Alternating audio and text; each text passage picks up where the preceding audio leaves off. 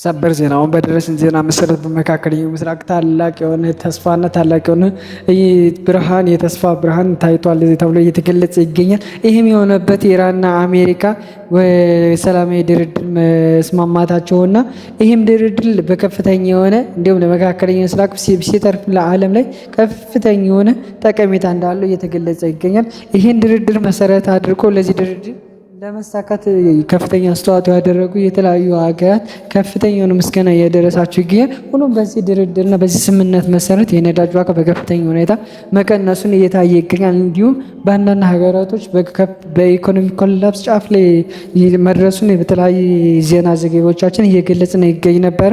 ሆኖም ግን አሁን ይሄ ድርድርና ይሄ ተስፋ በዚሁ መቀጠሉ ከፍተኛ የሆነ ጥቅምና እንዲሁም ለታዳጊ ሀገራቶችና እንዲሁም ለመካከለኛ የኢኮኖሚ ደረጃ ላሉት ሀገራት ከፍተኛ የሆነ የኢኮኖሚ ማንሰራራት ተስፋ ይሆናል ተብሎ ይጠበቃል። ሆኖም ይሄ ድርድር እንደ እስራኤል ያሉ ሀገራት እንዲሁም የተለያዩ ሀገራት ይህን ድርድር እንዳያፈርሱት በከፍተኛ ሁኔታ ስጋት እየተጋለጠ ይገኛል። ይህ ድርድር ሁለት ነገር ይዟል፣ ተስፋና ስጋት። ይሄም የሆነበት አሜሪካ ይህን ድርድር መሰረት አድርጋ ዳግም በኢራን ላይ ከፍተኛ የሆነ ጥቃት እንዳታደርስ ይህም እየተሰጋ ነው ያለ።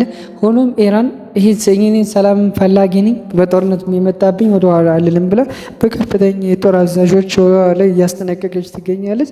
ሆኖም ይሄ ድርድር እንደ ዘላቂ እንዲሆን የአውሮፓ ሀገራት እንዲሁም ራሻ ቻይና ይህን ነገር በአበክሮትና በከፍተኛ በንቃት እንደሚከታተሉት እየገለጹ ይገኛሉ። ይህም ሆኖ በዚህም ሁኔታ በአሜሪካ የስቶክ ማርኬቱ በከፍተኛ ሁኔታ መሻሻል እያሳየ ይገኛል። ይሄ ድርድር ለዓለም ለኢትዮጵያ ለመሳሰሉት ሀገራት እንደሌሎች ሀገራት ከፍተኛ የሆነ ተስፋ እንዳለው እየተገለጸ ይገኛል። አዳዲስ ዜና እንዲደርሳችሁ ላይክ፣ ፎሎ፣ ሼር ማድረግ አይረሳ። መልካም ቀን።